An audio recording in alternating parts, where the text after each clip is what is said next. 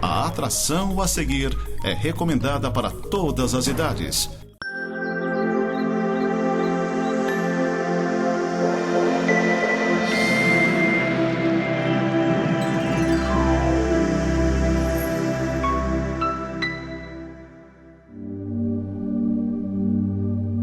Graça e paz a todo telespectador, nosso ouvinte, nossa irmã, nosso irmão que está no seu lar nos assistindo. Inicia agora mais um programa Semeando para a Vida Eterna, da Igreja Presbiteriana de Lages.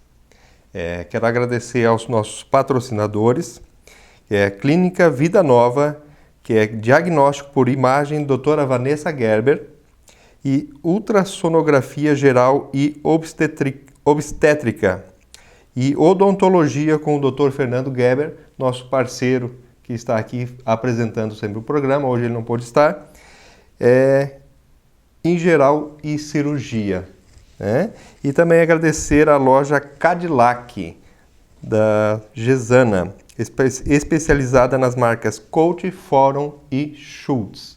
Um agradecimento a todos eles que patrocinam esse programa, para que nós possamos estar aqui todos os momentos que nós podemos estar convosco. Amém? Meus amados, hoje nós vamos falar sobre o Espírito Santo.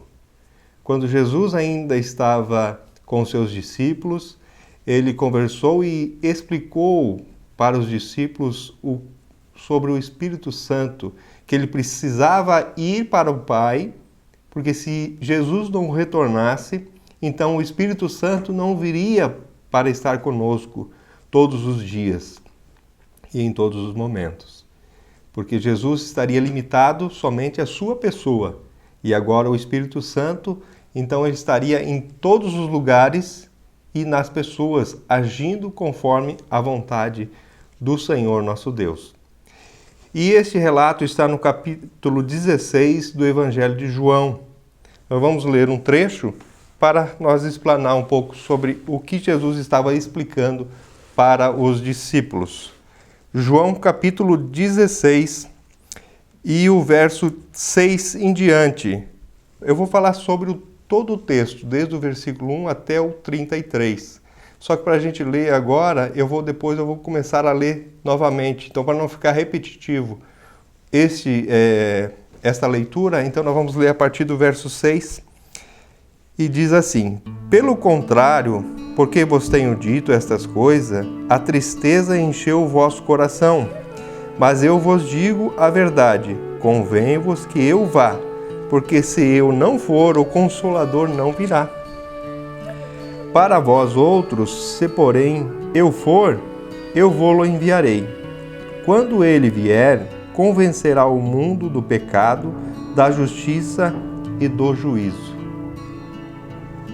Este é o papel do Espírito Santo agindo conosco, em nossas vidas, no mundo.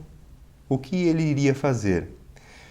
Jesus Cristo, desde o capítulo 13 do Evangelho de João, onde eles estão em um lugar onde eles vão fazer a ceia do Senhor, prestes à sua morte, ressurreição.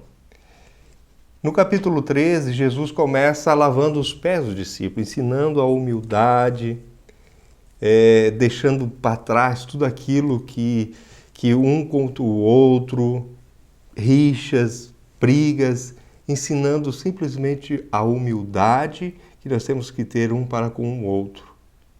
E esse amor, ele tem que transcender mais do que qualquer coisa. O amor, ele tem que se transparecer em nossas vidas. Então, Jesus, no capítulo 14, capítulo 15, vai falar que ele é a videira verdadeira. Ele explica o porquê da videira verdadeira. E no capítulo 16, agora, ele começa a falar do Espírito Santo, porque tudo ele já antecedeu o Espírito Santo, falando do Espírito Santo, que o Espírito Santo teria que vir. E nós temos que ser gratos a esta vinda do Espírito Santo. Assim como o pastor, em algum programa anterior, ele até comentou a respeito de que nós, como reformados, igreja reformada, somos muito frios com o Espírito Santo, falam que a gente não tem esse Espírito Santo, né? Retomando aqui tudo aquilo que o pastor já falou, né? A igreja reformada, ela é baseada e firmada pelo Espírito Santo. O Espírito Santo é que dirige, é que age sobre as nossas vidas, né? João Calvino, que foi a mente inteligente da Reforma, né? Se Martim Lutero foi o coração da Reforma, da religião cristã, Calvino foi a mente inteligente dessa Reforma. Ele escreveu um livro chamado Institutas da Religião Cristã. Isso são 4 volumes, ou 4 tomos, como também é chamado. E o terceiro tomo, que é um livro que está nesse conjunto de livros, ele vai especificar e falar sobre o Espírito Santo, praticamente um livro todo dedicado ao Espírito Santo. O Espírito Santo, para Calvino, ele era diferente do que nós. Isso realmente nós temos que concordar. Porque toda vez que Calvino falava do Espírito Santo, quando ele ia falar sobre essa presença do Espírito Santo em nossas vidas, ele não falava assim do jeito que eu falei, a presença do Espírito Santo. Ele sempre dizia assim, a doce presença do Espírito Santo. Ele sempre colocava o doce, que era uma presença tão doce, tão gostosa de poder sentir essa graça de Deus, que é viver com o Espírito Santo em nós, que é Ele que age em nossas vidas. Então, a igreja reformada em todo o nosso planeta, ela vive através e sempre pelo Espírito Santo. O Espírito Santo é sempre quem está agindo em nossas vidas. Porque tudo que nós fizemos e venhamos a fazer é o Espírito Santo que age em nós.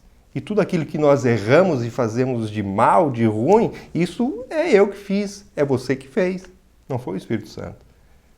Mas o Espírito Santo age em nossas vidas. É isso que nós temos que entender. E é isso que o texto está apresentando para nós, né? Então a igreja reformada, elas têm o Espírito Santo como uma transformação. Diferente de muitas igrejas, que o Espírito Santo ele tem que ser algo barulhento, algo que faça barulho. Uma evidência do Espírito Santo é que você fale em línguas. E essa não é a evidência do Espírito Santo. Se você não fala em língua estranha, não pense que você não tem o Espírito Santo, porque a evidência não é isto. A evidência está clara no texto que eu acabei de ler.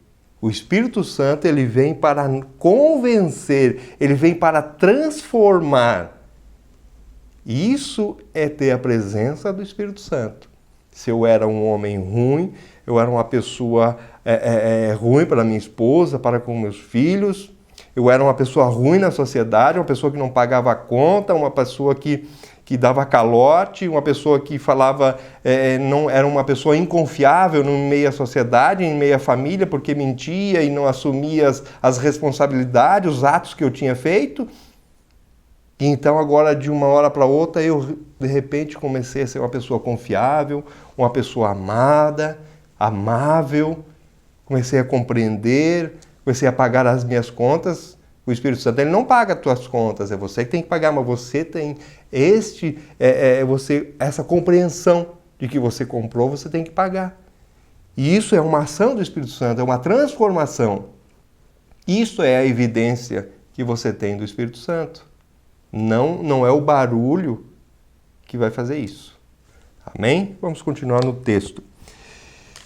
O texto vai falar que o Espírito Santo ele vem para convencer o mundo do pecado.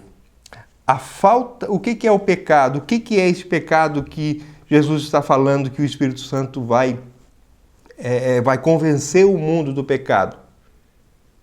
O pecado, ele iniciou lá no Jardim do Éden, quando Adão e Eva caíram, comeram um fruto proibido, desobedeceram a Deus. Então eles foram expulsos do Éden e ali entrou o pecado no mundo. Nós fomos destituídos da glória de Deus, assim que Paulo vai descrever a vida humana. Nós fomos destituídos e nada em nós permaneceu bom. A queda de Adão e Eva, este pecado que entrou no mundo, afetou o ser humano em tudo. No seu modo de agir, no seu modo de pensar, no seu modo de fazer, em tudo. O pecado, ele agiu em nós em tudo. Não, nada em nós é bom. Por isso o Espírito Santo em nós. Por isso o Espírito Santo veio para converter, ele veio para convencer o pecado do mundo. Por quê? Porque nós temos que entender que nós somos pecadores, que nós somos errados. Sem Cristo nós não chegaremos ao céu. Tudo vem pela graça.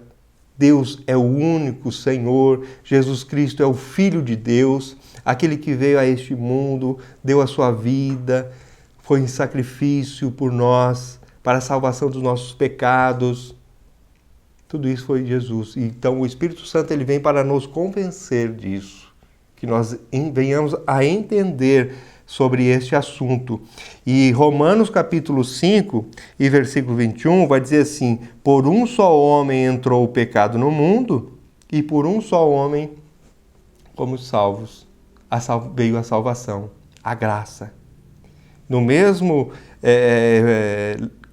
na mesma carta de Romanos, capítulo 6, verso 23, vai dizer assim: porque o salário do pecado é a morte, mas o dom gratuito de Deus é a vida eterna em Cristo Jesus, nosso Senhor. Ou seja, o pecado nos leva à morte. O perdão dos nossos pecados leva-nos à salvação. E é isso que o Espírito Santo veio fazer. Veio nos convencer do pecado.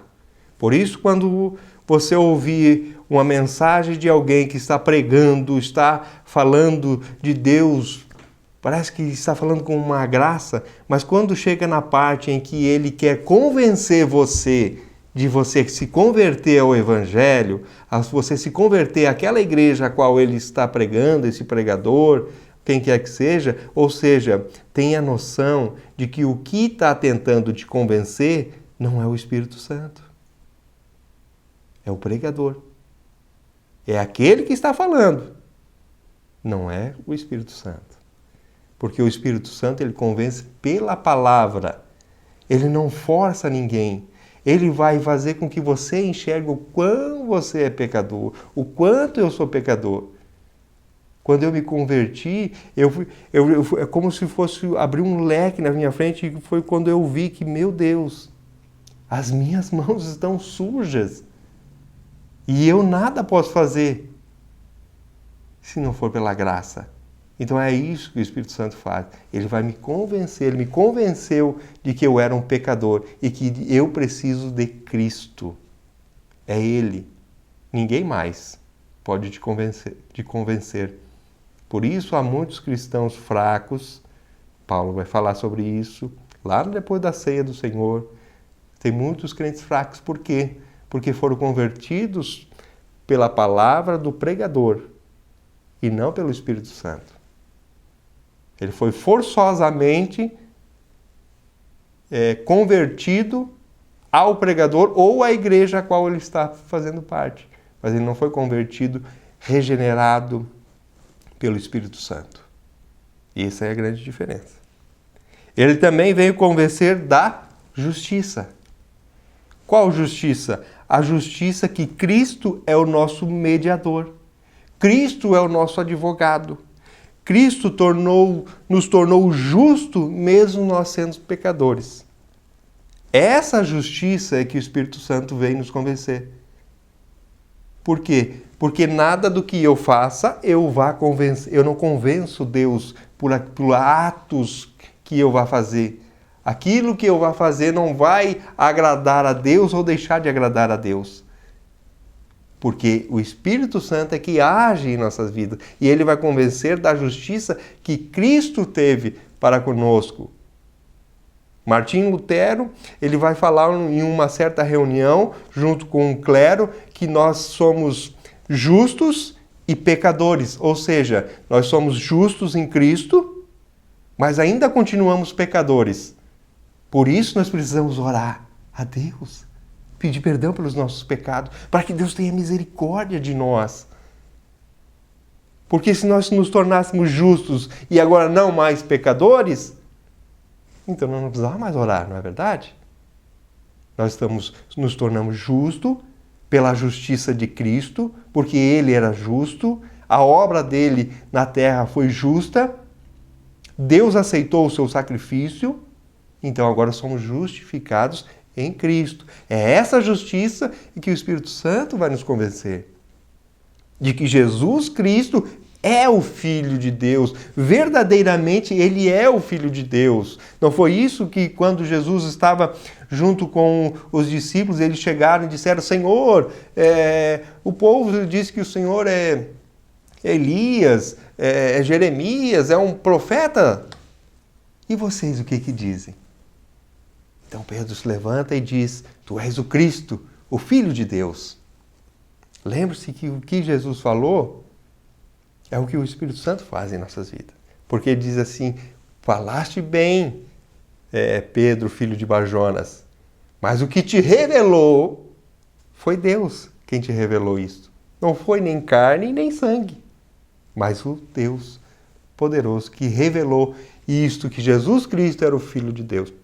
Nós só revelamos que Cristo é o Filho de Deus, o nosso mediador, o nosso Salvador, através do Espírito Santo, convencidos pelo pecado, pela justiça. Isso é o nosso tratado aqui. Romanos 5, 17 ao verso 19, vai dizer assim: se pela ofensa de um e por meio de um só reinou a morte, muito mais os que recebem a abundância da graça e o dom da justiça reinarão em vida por meio de um só, a saber, Jesus Cristo. Pois assim como por uma só ofensa veio o juízo sobre todos os homens para condenação, assim também por um só ato de justiça veio a graça sobre todos os homens para a justificação que dá vida. Porque como pela desobediência de um só homem muitos se tornaram pecadores, assim também por meio da obediência de um só muitos se tornarão justos. Isto é a justiça de Cristo. Por meio de um, somos justos. Esta é a justiça que o Espírito Santo vem para nos convencer. Do juízo. O Espírito Santo também veio para nos convencer do juízo, que o juízo é tremendo.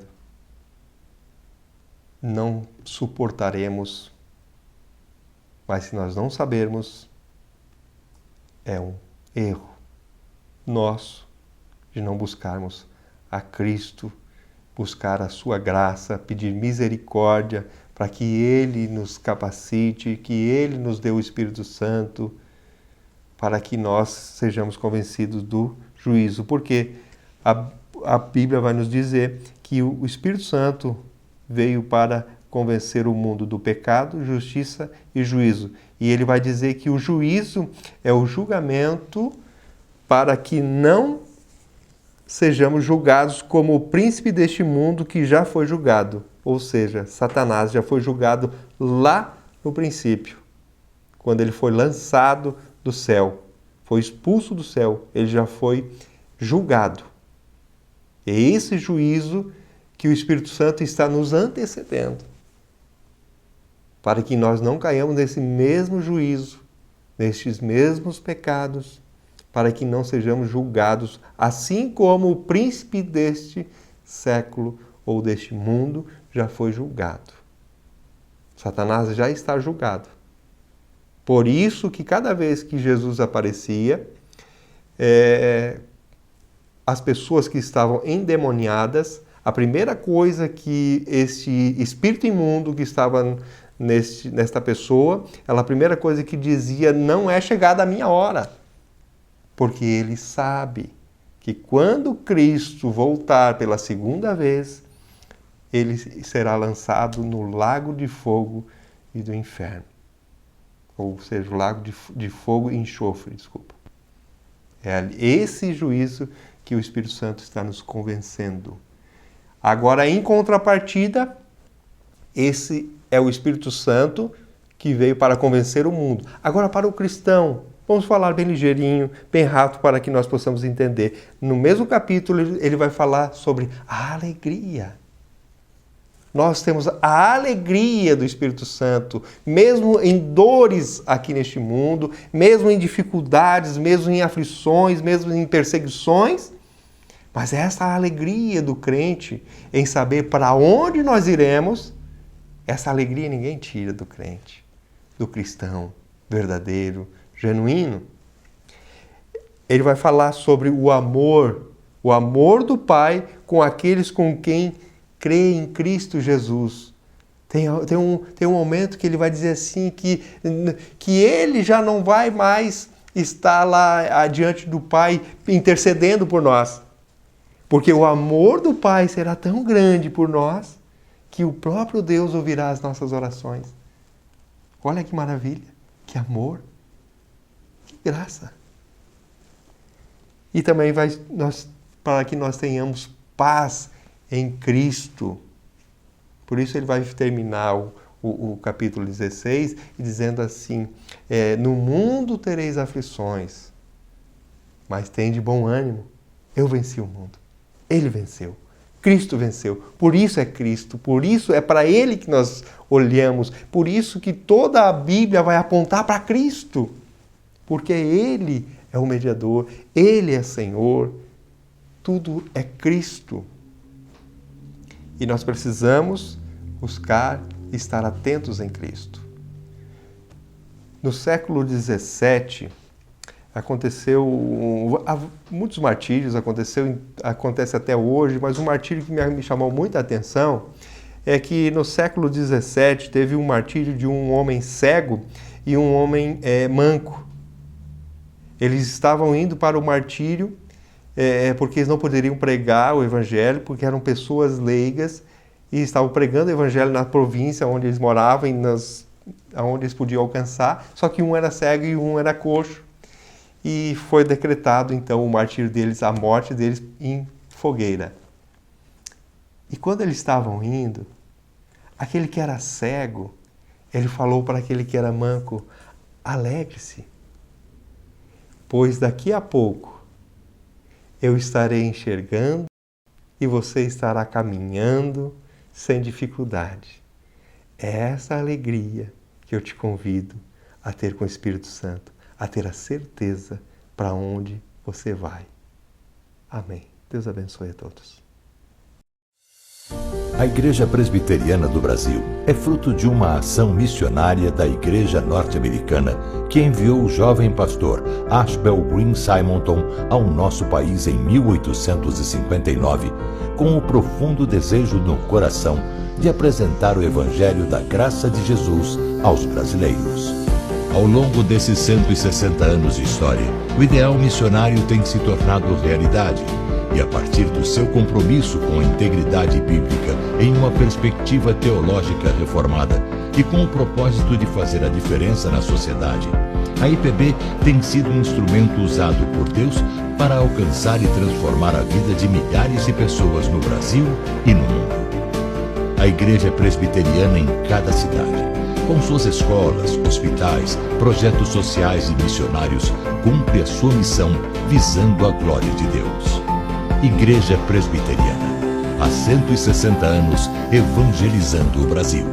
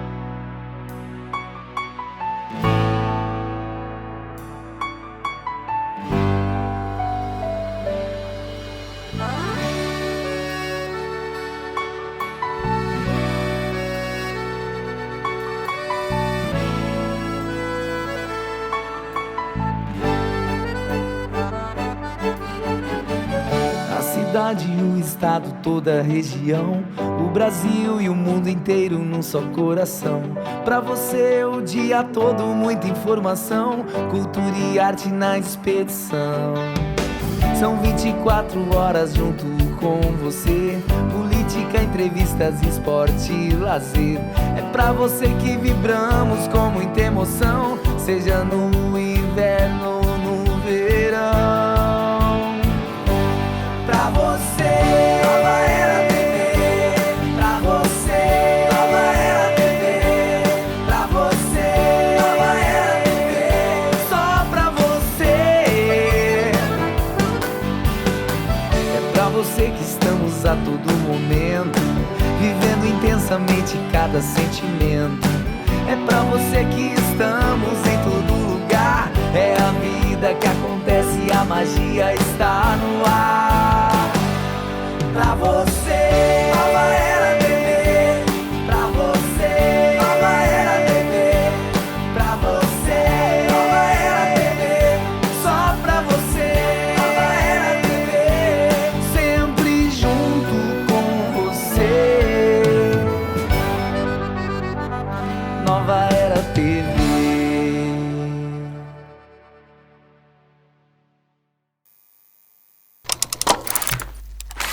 Hi there, everyone. This is Exclusive hot